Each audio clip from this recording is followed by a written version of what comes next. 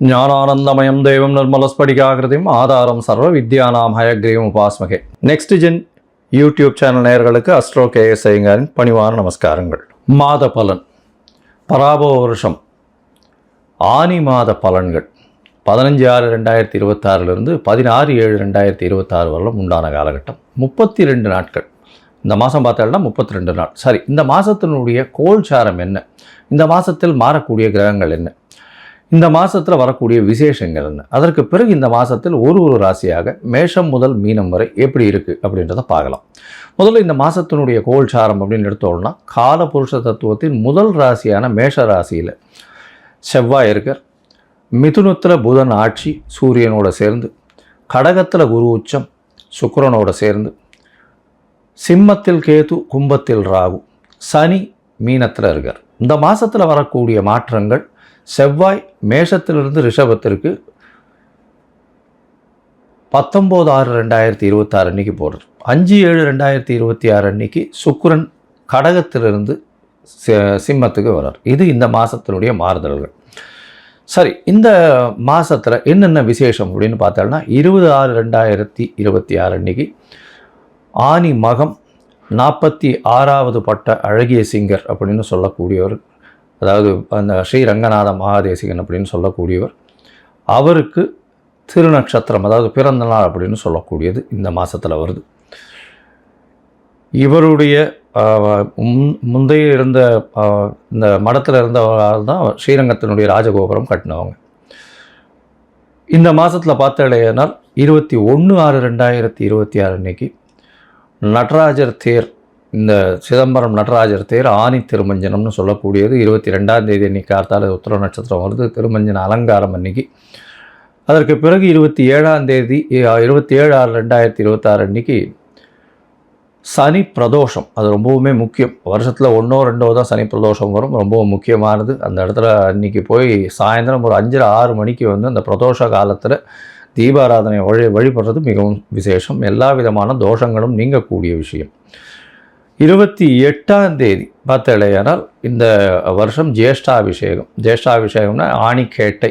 ஆணிக்கேட்டையில் ரங்கநாதர் ஸ்ரீரங்கத்தில் மிகவும் விசேஷம், பழனியில் ரொம்பவும் விசேஷமாக இருக்கும். ஆணிக்கேட்டை ஜேஷ்டாபிஷேகம்னு சொல்கிறது.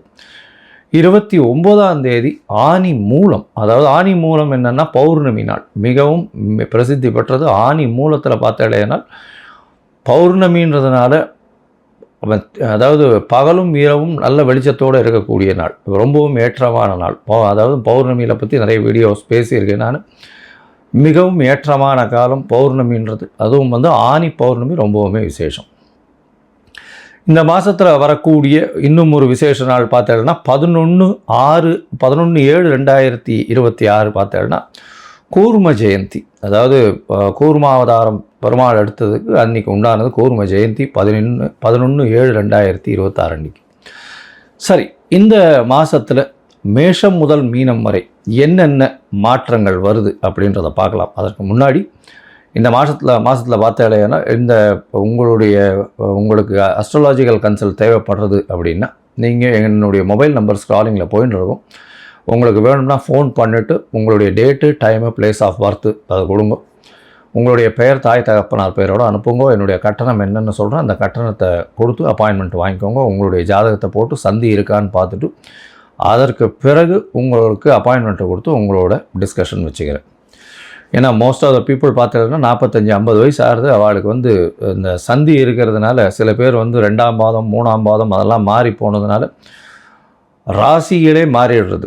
அதாவது ரிஷபம், மிதுனம், மிருகசீரிஷம் 2, 3 மாறித்தினாலே மாறிவிடுறது. அதனால் அவங்களுக்கு பாக்கியங்கள் எது, அதாவது சுபர்கள் யார், அசுபர்கள் யார், ஏற்றங்கள் எது கொடுக்கும், எந்த கிரகம் அவளுக்கு பெரிய ஏற்றத்தை கொடுக்கும், தசாபுக்தி எந்த அளவுக்கு விசேஷமாக போகும், இப்போ இருக்கிற கோச்சார நிலை எந்த அளவுக்கு போகும், எது எடுத்தாலும் தடங்கள் வந்துட்டே இருக்குது, எந்த தொட்டாலும் தடங்கள் வந்துட்டே இருக்குது. இதற்கெல்லாம் காரணம் என்ன அப்படின்னு பார்க்கும்போது அந்த சந்தின்றது ரொம்பவுமே முக்கியமானது. அந்த சந்தியை பார்த்து உங்களுடைய ஜாதகத்தை கணித்து அதற்கு பிறகு உங்களோடு பேசும்பொழுது உங்களுக்கு அதனுடைய பிரச்சனைகள் எல்லாம் எந்த அளவுக்கு சரி பண்ண முடியுமோ அதை சரி பண்ணலாம்.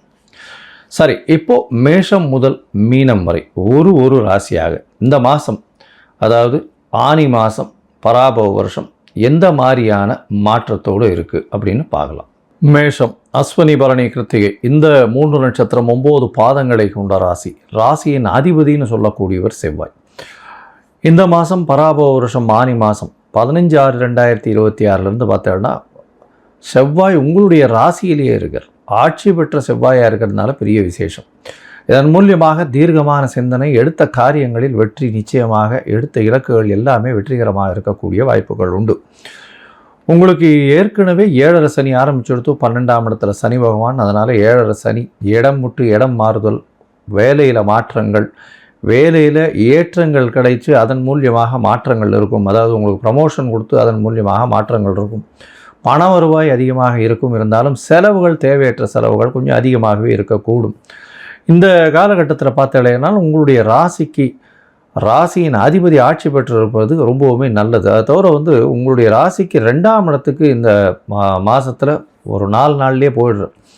அதனால் பேச்சில் ரொம்ப கவனமாக இருக்கிறது ரொம்பவும் நல்லது. பேச்சில் ரொம்பவும் கவனமாக இருக்கணும். பணவரவிற்கு பஞ்சம் இருக்காது. ஏன்னா உங்களுடைய ராசிக்கு 4ஆம் இடத்துல சுக்கிரன் திக்பலம் பெற்று இருக்கிறது பெரிய விசேஷம்.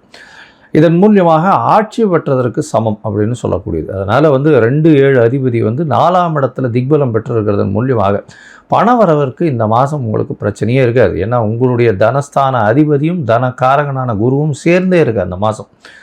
5/7/2026 வரலும் இந்த காலகட்டத்தில் சேர்ந்தே இருக்கிறதுனால, அதுவும் 4ஆம் இடமான சுகஸ்தானத்தில் இருக்கிறது பெரிய விசேஷம்.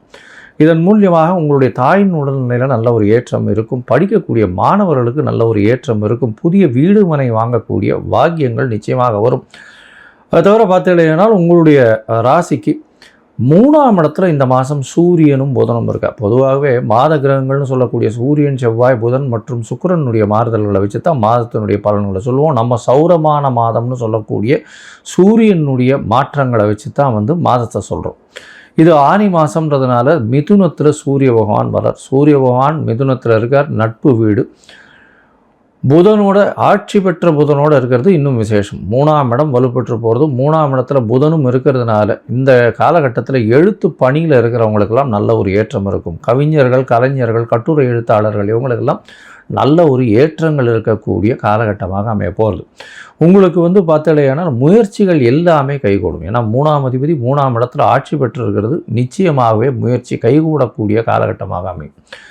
4ஆம் இடத்துல குரு பகவான் உச்சத்தில் இருக்கார். அவரோடு சேர்ந்து உங்களுடைய ராசிக்கு 4ஆம் இடத்துல சுக்கிரன் இருக்கிறது பெரிய விசேஷம். உங்களுடைய பார்ட்னர்ஷிப் பிஸ்னஸில் நல்ல ஒரு ஏற்றம் இருக்கும். பார்ட்னர்ஷிப் பிஸ்னஸ் மூலியமாக அதீதமான லாபங்கள் வரக்கூடிய வாய்ப்பு, சுகங்கள் அதிகமாக இருக்கும். எதிர்பாலினத்தவர் மூலியமாக நல்ல சுகங்கள் இருக்கக்கூடிய வாய்ப்பு, உங்கள் தாயின் உடல்நிலையில் நல்ல ஒரு ஏற்றம் இருக்கக்கூடிய காலகட்டமாக அமைய போகிறது. உங்களுடைய ராசிக்கு பார்த்தோன்னா 11ஆம் இடத்துல ராகு பகவான் இருக்கார். 5ஆம் இடத்துல கேது பகவான் இருக்குது. 5ஆம் இடத்துல இருக்கிற கேது பகவானால் குழந்தைகள் மூலியமாக சிறு சிறு தொல்லைகள் இருக்கும். எவ்வளோ நாள் வரணும்னா 5/7/2026 வரணும். ஏன்னா 5/7/2026 சுக்கிரன் அங்கே போய்டுறார். ஒரு சுபர் அங்கே போய் கேத்துவோடு போய் உட்கார்றது பெரிய விசேஷம். அதை தவிர பார்த்தோன்னா 5ஆம் அதிபதி அப்படின்னு சொல்லக்கூடியவர் சூரியன்.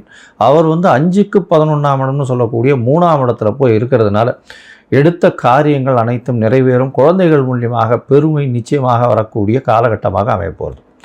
சரி, இந்த மேஷராசிக்காரர்களுக்கு மொத்தமாக பார்க்கும்பொழுது இந்த மாதம் பெரிய ஏற்றத்தை கொடுக்கும். ராசிநாதனான செவ்வாய் ஆட்சி பெற்று இந்த மாதத்தில் ஆரம்பித்தாலும் 2ஆம் இடத்துக்கு போகிறார். அது 19/6/2026 அன்னைக்கு. இதன் மூலியமாக பேச்சில் சற்று கவனமாக இருக்கிறது நல்லது. கடுமையான வார்த்தைகள் வரக்கூடிய வாய்ப்புகள் நிச்சயமாக உண்டு. அது தவிர பார்த்தோன்னா பண வரவிற்கு பஞ்சம் இருக்காது. குடும்பத்தில் நல்ல சந்தோஷம் இருக்கக்கூடிய காலகட்டமாக அமைய போகிறது. உங்களுடைய ராசிக்கு 3ஆம் இடத்துல சூரியனும் புதனும் இருக்கிறதுனால பேச்சில் நல்ல உங்களுடைய முயற்சிகள் நல்லபடியாக இருக்கும். எடுத்த காரியங்கள் எல்லாமே வெற்றி பெறக்கூடிய வாய்ப்புகள் உண்டு. எழுத்தாளர்கள், கவிதை, கட்டுரை இந்த மாதிரியான விஷயங்கள் பண்ணுறவங்களுக்கெல்லாம் பெரிய ஏற்றம் இருக்கும்.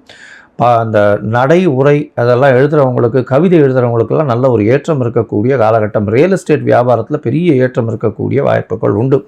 உங்களுடைய ராசிக்கு 2-7 அதிபதினு சொல்லக்கூடிய சுக்கிரனும் 4ஆம் இடத்துல இந்த மாதம் 4ஆம் இடத்துல திக்பலம் பெற்றிருக்கிறது பெரிய விசேஷம். குருவோடு சேர்ந்து இருக்கிறதுனால தனஸ்தான அதிபதியும் தனக்காரகனும் 2 பேரும் சேர்ந்து இருக்கிறதுனால பண வரவிற்கு பஞ்சம் இருக்காது. அதை தவிர பார்ட்னர்ஷிப் பிஸ்னஸில் அதீதமான லாபங்கள் வரக்கூடிய வாய்ப்புகள் இந்த காலகட்டத்தில் நிச்சயமாக உண்டு. உங்களுக்கு பார்த்தோன்னா உங்களுடைய குடும்பத்தில் நல்ல ஒரு சந்தோஷம் இருக்கும். இளைய சகோதரர்களோடு நல்ல ஒரு நட்புறவு நிச்சயமாக இருக்கக்கூடிய வாய்ப்பு. எடுத்த காரியங்களில் நல்ல ஒரு ஏற்றம் இருக்கும். எழுத்துப் பணிகளில் நல்ல ஒரு ஏற்றம் இருக்கும். அதை தவிர புதிய வீடு மனை வாங்கக்கூடிய பாக்கியத்தை கொடுக்கும். இந்த மாதம் 5/7/2026 மேலே குழந்தைகள் மூலியமாக நல்ல ஒரு ஏற்றம் கிடைக்கக்கூடிய வாய்ப்பு, குழந்தைகள் மூலியமாக பெருமை வரக்கூடிய வாய்ப்புகள் நிச்சயமாக உண்டு.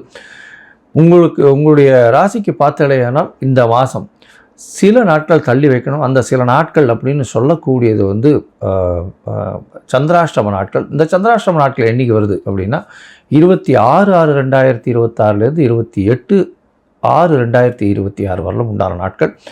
8ஆம் இடத்துல சந்திர பகவான் மறையும் பொழுது சந்திராஷ்டம காலம்னு சொல்கிறோம். புதிய முயற்சி வேண்டாம், வெளியூர் வெளிமாநில பிரயாணம் வேண்டாம்னு சொல்கிறோம்.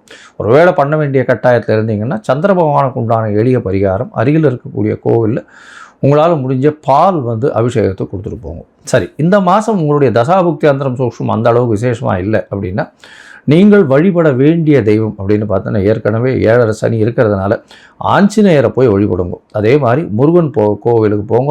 அருகில் இருக்கக்கூடிய முருகன் கோவிலில் போய் வழிபட்டுட்டு செவ்வாய்க்கிழமை அன்னைக்கு போயிட்டு வழிபட்டுட்டு ஒரு மஞ்சள் கலர் இல்லைன்னா சிகப்பு கலர் துணி வஸ்திரம் அவங்க தானம் கொடுத்துட்டு வாங்கும். துவரம் பருப்பு தானம் கொடுங்க. இதை செய்கிறதன் மூலியமாக இந்த பராபவ வருஷம் ஆனி மாதம் எல்லா விதமான ஏற்றத்துடன் நிச்சயமாக விளங்கும்.